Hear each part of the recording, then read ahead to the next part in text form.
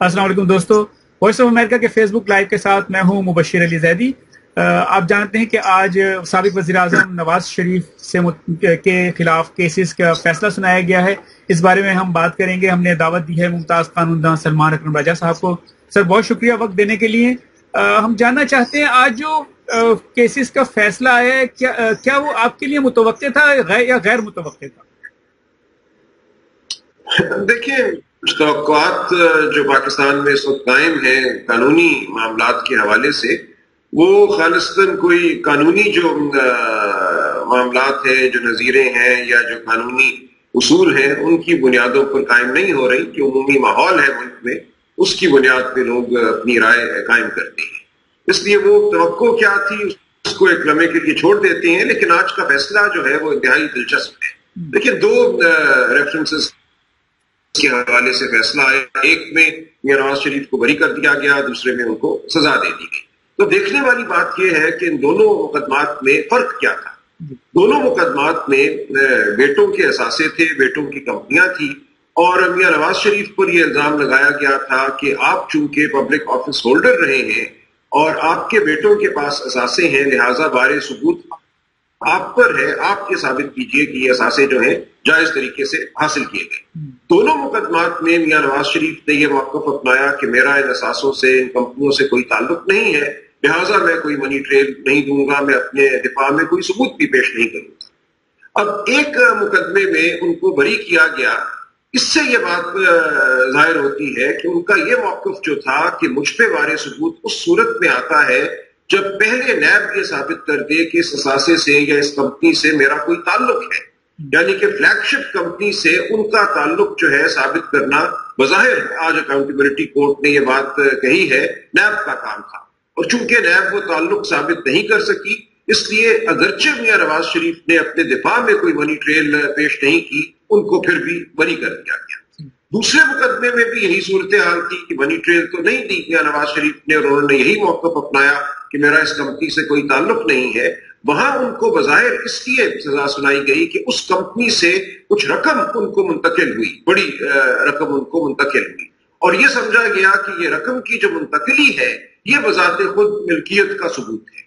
अब ये वो मामला है जो आइंदा अदालतों में जाएगा, अपील के मरहले में इस बात को तय किया जाएगा कि क्या रकम की वसूली मिल्कियत को साबित करती है। ये एक कानूनी नुक्ता है। एक मुकदमे में वारे सबूत उन पे नहीं डाला गया, दूसरे मुकदमे में भी उन पे वारे सबूत इस बिना पे डाला गया कि पहले नैब ने रकम की मुंतकिली के जरिए बज़ाहिर उनकी मिल्कियत साबित की थी। अब क्या ये साबित होना कानून की नजर में दुरुस्त है या नहीं, ये आगे मामला चलेगा। तो आप ज़ाहिर माहिर कानून हैं और आप ज़ाहिर ऐसे मुकदमात में पेश भी होते रहे, दलाइल भी तलाश करते रहे। आपको क्या लगता है कि हाई कोर्ट में जाकर इस केस में कोई दम रहेगा, या ये वहां पर उसे खारिज कर देंगे, इसे कबूल कर लेंगे?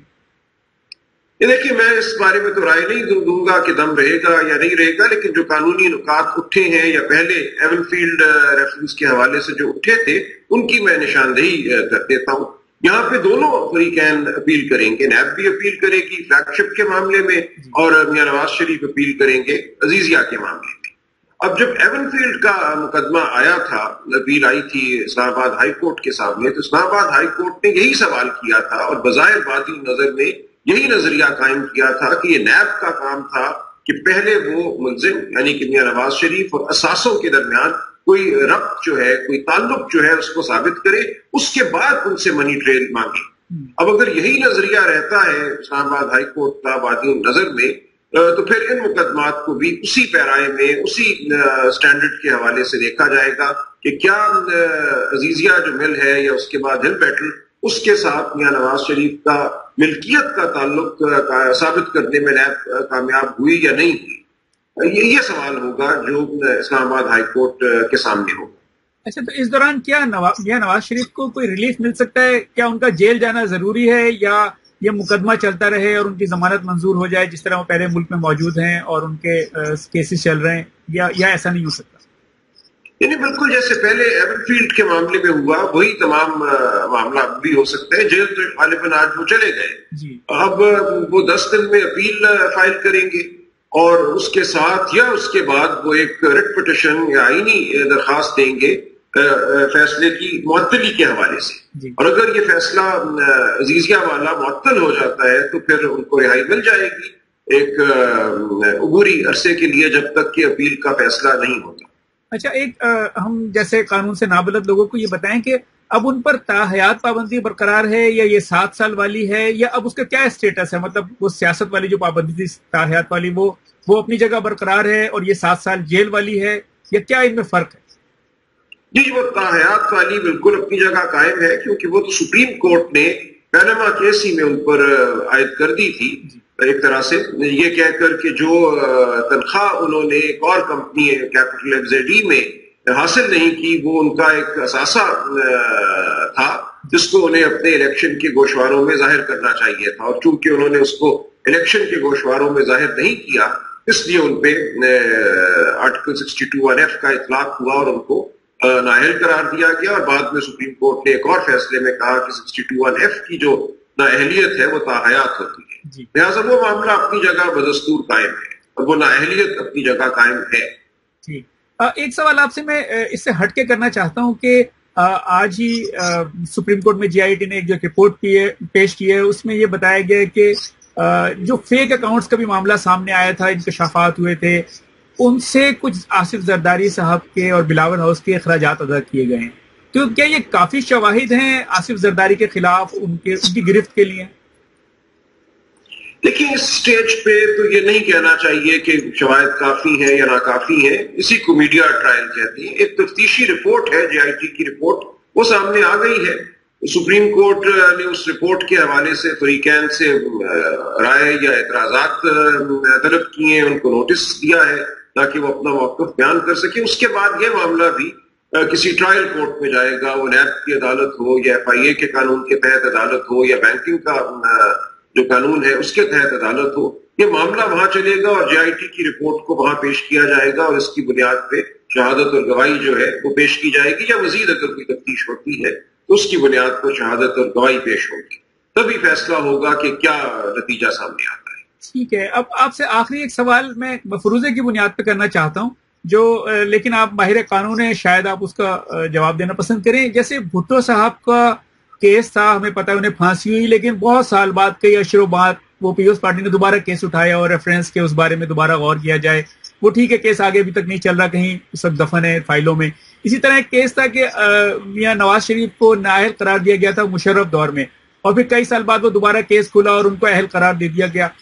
آپ یہ بتائیں، اس وقت جیسے آپ نے شروع میں ہی فرمایا کہ کچھ جس طرح کے حالات ہیں اور یہ کچھ آپ اندازہ نہیں لگا سکتے کہ قانون کے حساب سے کیسا فیصلہ ہو رہا ہے، کیا کچھ سال بعد یہ ہو سکتا ہے ان کیسز کو دوبارہ سنا جائے اور اندازہ لگایا جائے کہ اس میں کچھ تفتیش صحیح نہیں ہوئی یا دلائل صحیح نہیں دیے گئے اور ان کو ریوزٹ کرنے کی ضرورت؟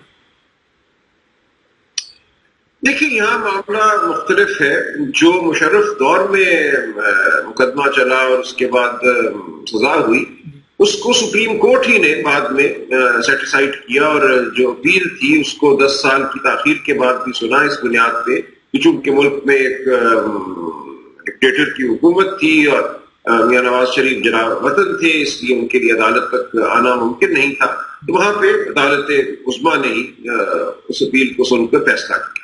اب یہاں پہ معاملات عدالتوں میں چل رہے ہیں، عدالتوں میں ہوتے ہوتے سپریم کورٹ تک پہنچیں گے بذریعہ ہائی کورٹ، اور سپریم کورٹ جو کوئی حقیقی فیصلہ دے دے گی اس کے خلاف ریویو کی ایک گنجائش موجود ہوتی ہے، لیکن جب ریویو کا بھی فیصلہ ہو جائے گا تو اس کے بعد عدالتوں کے ذریعے اس معاملے کو دوبارہ کھولنا یا کوئی فرق فیصلہ حاصل کرنا ممکن نہیں ہوگا۔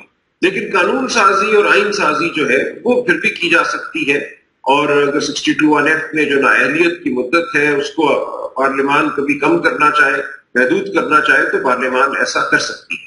ٹھیک ہے، یہ بہت آپ نے امپورٹنٹ بات کی، بہت اہم بات ہے، اور شاید ہمارے سیاستدان اس بارے میں سوچیں۔ بہت شکریہ سلمان اکرم راہی صاحب، آپ نے ہماری معلومات میں اضافہ کیا اور آج کے کیس کے حوالے سے اہم گفتگو کی۔ جن دوستوں نے ہمیں فیس بک پہ جوائن کیا ان کا بھی بہت شکریہ۔